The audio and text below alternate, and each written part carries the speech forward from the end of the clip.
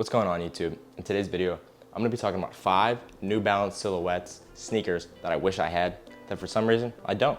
So let's get right into it. Till the sun just won't rise and heaven's under eyes.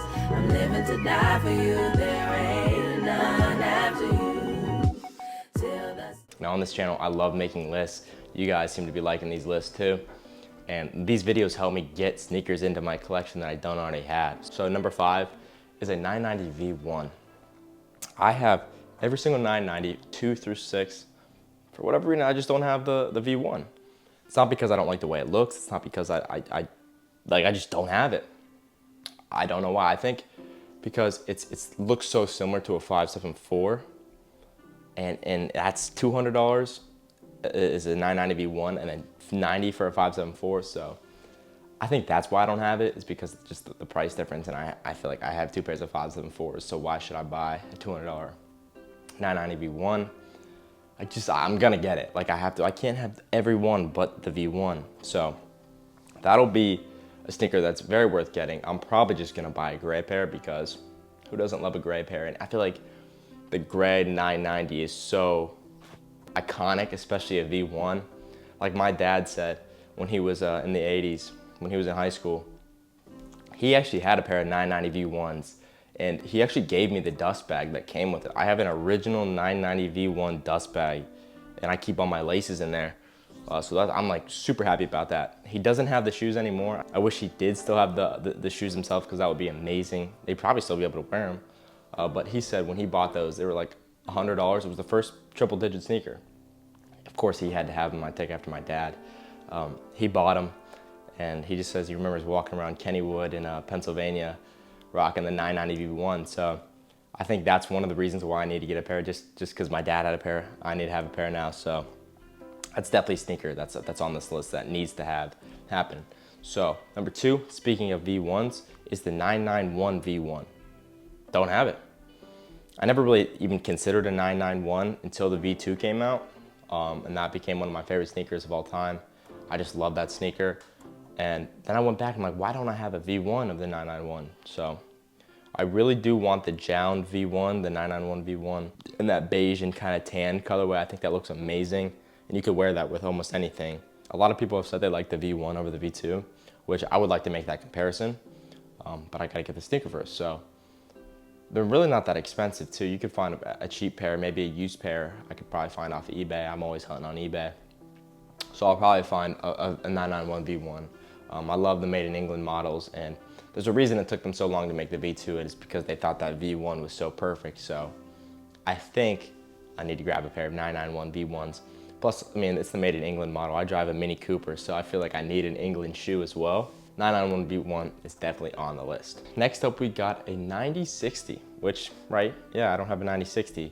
It's really not that popular of a silhouette as far as like collabs and hype culture, but the 9060 is a solid sneaker. It's so robust. It's so like, it's very, very interesting. It's so thick and chunky. It's so interesting.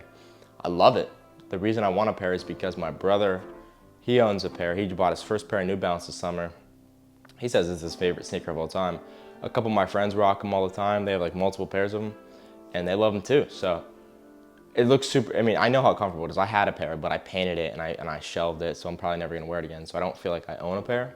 So I'm gonna get just a gray pair, like a Rain Cloud or like whatever it's called, and just rock them and beat them up. That'd be a good winter shoe, a great winter shoe, because you can wear it with pants and you can still see the shoe through the pants, because I like to wear my pants a little baggy, if you've seen any of my fit videos. So definitely gonna have to cop one of those here in the near future. And plus, you can just go to like a Foot Locker and pick them up, no problem, no question. They'll have your size. Like, they're not that sought after, because I don't think a lot of people understand how amazing they truly are. So next sneaker, the 996, which is this poster back here. I love the 996. I always have. But the reason I don't have a pair is because, like, when Teddy Santis was drop a 996, it'd get pushed to the bottom because you got the V6, you got the V4, you got the 998. That was always the last option. So I always wanted a pair. My friend just bought a pair. Like, he was wearing 574s for a year. I said, all right, let's upgrade you to a 996 or a made model. And he picked a 996. It was super cheap. Found it at the outlets for $100. Take 35% off of that. How could you pass that up? I passed it up, obviously, because I wanted my friend to have it. But I love the 996, and I'm definitely gonna cop a pair. It's a great made model that a lot of people sleep on, I think. And it's comfortable, durable, checks every box that you could possibly need.